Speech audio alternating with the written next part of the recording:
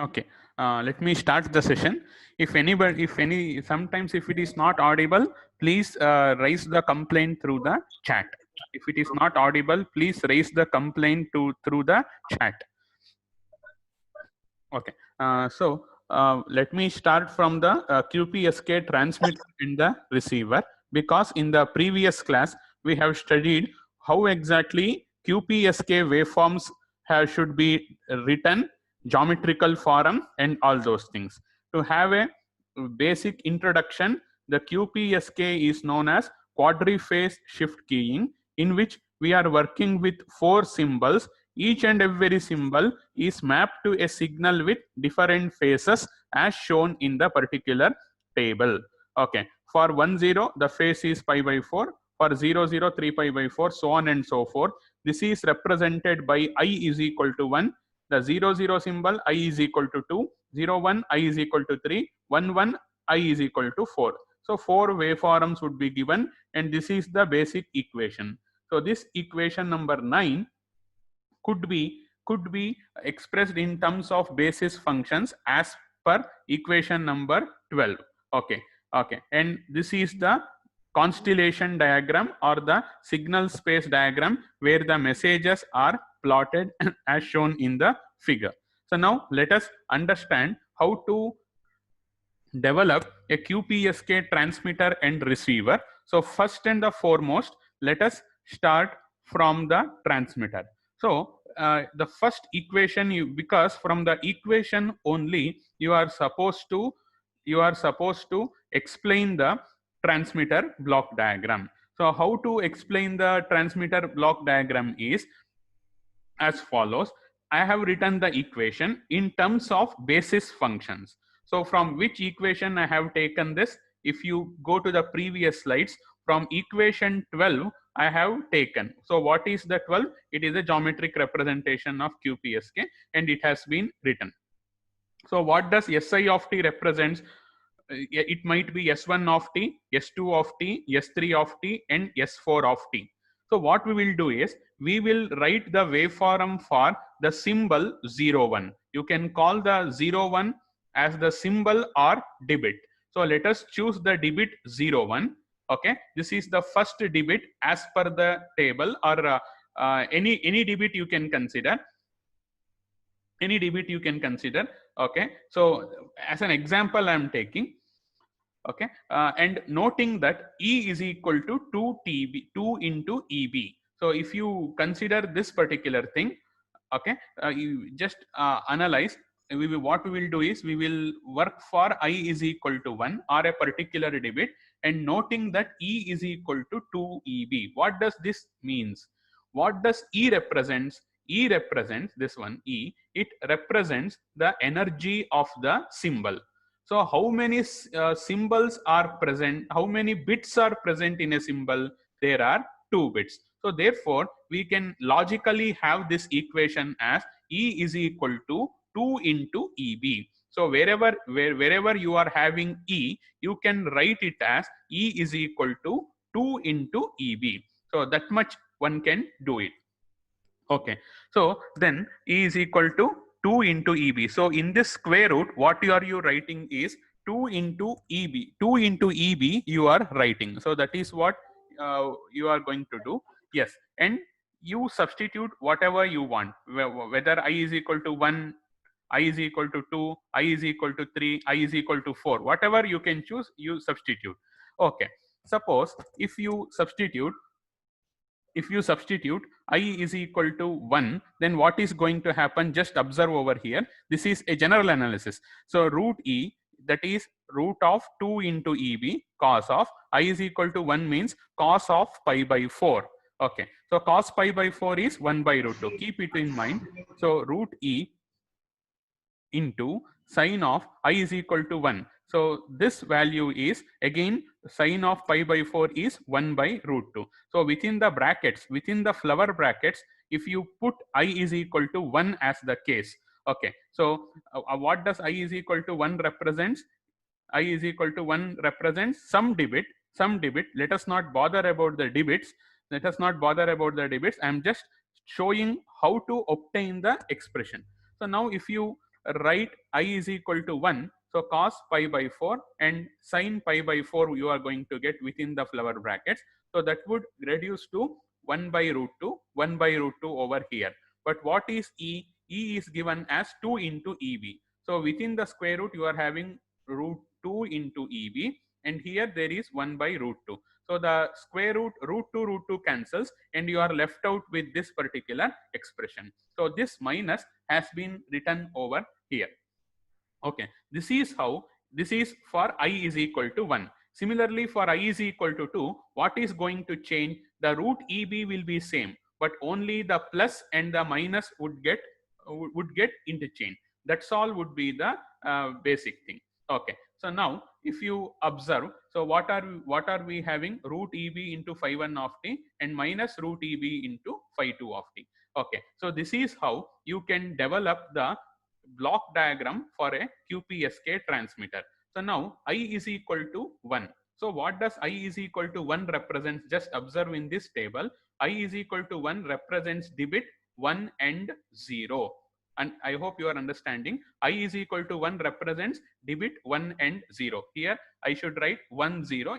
Instead of 1 0 I have written 0 1. So don't consider this. So what do you mean by I is equal to 1? I is equal to 1 means it is the bit 1 0. So this represents 1 and this represents 0, just for an sake of analysis. Okay, so I is equal to 1. So you are having root EB and minus root EB. What does I is equal to 1 represents? It represents the bit 1 and 0. So now let us turn to the block diagram. Here the symbol would be generated. So what would be the symbol? It is 1 0 0 1 or like that. So therefore you whatever the symbols, it would be observed as a binary data sequence. So here what best you can have either 1 or 0. So wherever you are having 1, that would be converted to, wherever you are having 1, it would be converted into a pulse. It would be converted into pulse of amplitude root EB. Whenever you are having 0 over here, that would be converted into a pulse of amplitude minus root EB. I hope you are understanding. So what are we doing is, we are having a binary sequence. Binary sequence means it will be sequences of zeros and ones. So whenever you are having 1 at the input of the encoder, that would be converted to a pulse of amplitude root EB.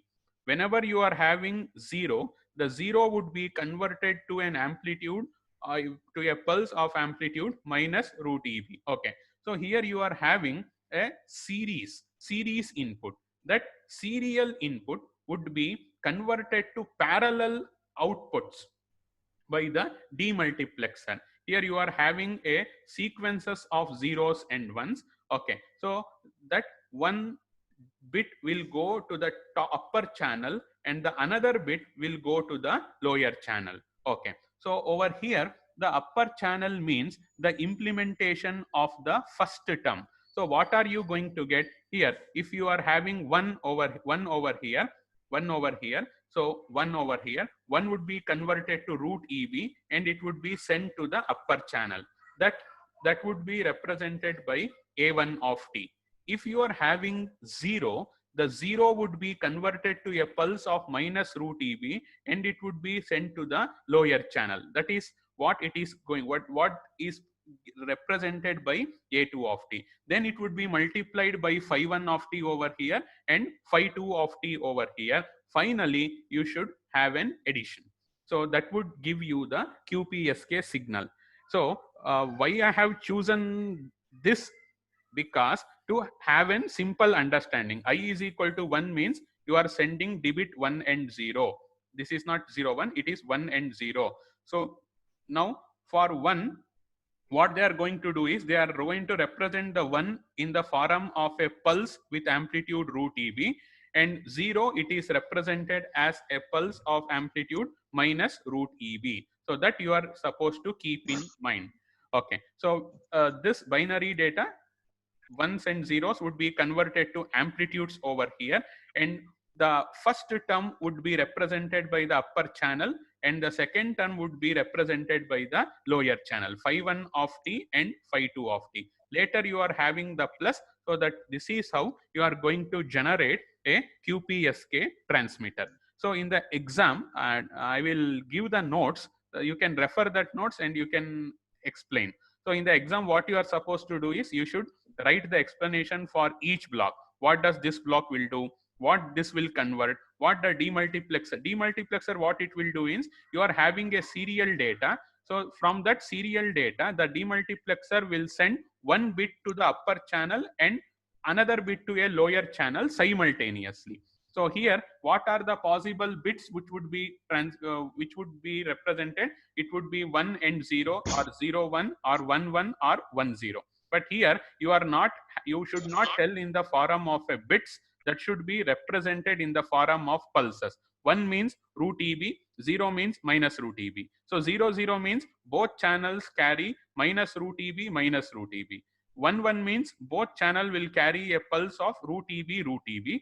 Okay, so that would be multiplied with the corresponding basis functions and it would get added. As an example, I have shown. So if you follow this particular example,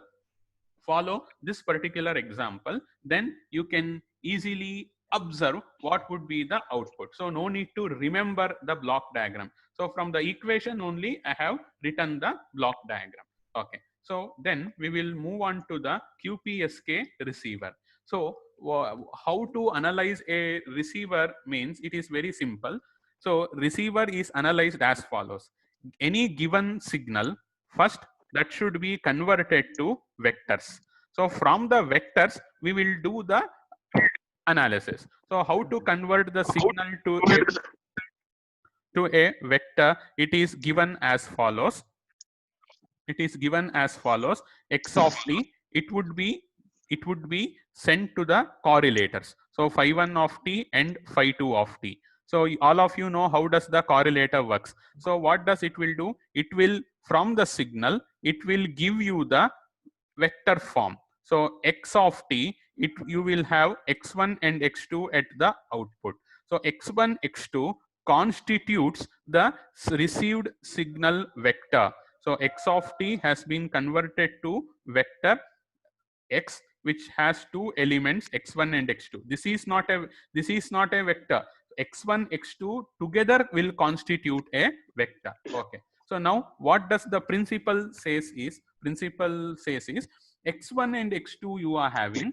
Okay. So they will develop a logic. So how they will develop a logic? Just observe.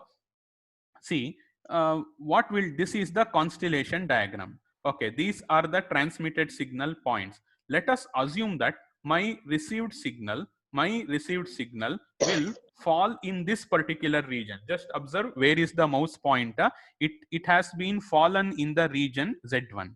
So Z1 means this particular Z1. Okay, here in the point, if you observe this in the form of a point, the first coordinate should be positive and the x coordinate should be positive and the second coordinate should be a negative. See, this is negative region and this is the positive region. So if you have the observation vector as x over here, it contains two coordinates. So the first coordinate should be positive and the second coordinate should be negative. Okay, that is how it would be imagined. Suppose if the received vector falls in the region Z4, the two coordinates of the point both should be positive. Over here, the first coordinate is negative and the second coordinate is positive. Okay. So with that in mind, what they had done is these are the coordinates of the points. X1, x2 will be the coordinate of the point. Okay. So therefore, the what values it would take, either it would be positive or negative. So therefore, we have kept a threshold as 0. So whenever the value is less than 0, what the decision device it will do, it will say that, okay, in this channel, I am getting 0. And suppose if this decision device gives a value which is greater than, if this value is greater than 0, here you are going to get it as 1. How does the decision device work? It is very simple. If the value of x1 is positive then it will say the output would be output of the decision device is 1. Over here, if the x1 value is negative, then what the decision device it will do, it will give a 0 at the output. So you came to know how the decision device works. The decision device works as follows. If the value of x1, if it is greater than 0, decision device output would be 1. If the x1 is negative or less than 0, the decision device would be 0. This is how it works. So here either you will get 1 or you are going to get 0. So later this 1 and the upper channel and the lower channel, what would be the output of the decision device? Sorry, the decision device would be output is either 1 or 0. Okay, so that would be combined with the multiplexer and you are going to have the received signal sequence. So this is how you are going to have the transmitter and the receiver. Okay, so for that, how exactly, let me fastly recollect the transmitter and the receiver. So this is the basic equation. Si of t is equal to root e into cos 2i minus, this is the basic equation.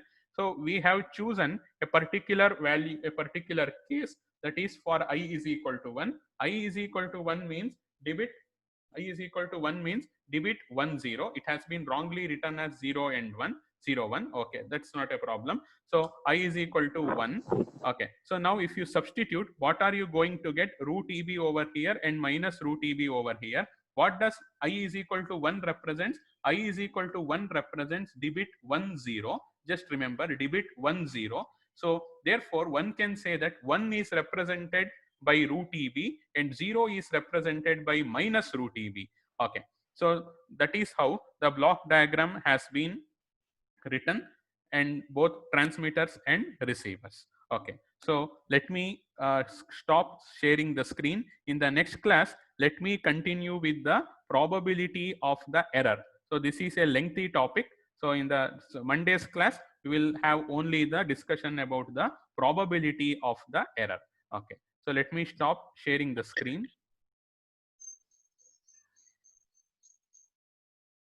Okay, participants, yes, anybody respond? Hello. Yes, Hello. sir. Please tell to your friends that everybody should attend. Okay, because attendance is being monitored. So ನಿಮ್ಮ friends ಯಾರು ಬಂದಿಲ್ಲ ನಿಮಗೆ ಗೊತ್ತಾಗಬಹುದು ಅನ್ಸುತ್ತೆ. So please send a message in the group that everybody should attend the class. Okay, I will upload the notes of QPSK very shortly. Once I upload, I will message in the group. Okay, okay, I am ending the meeting. Okay.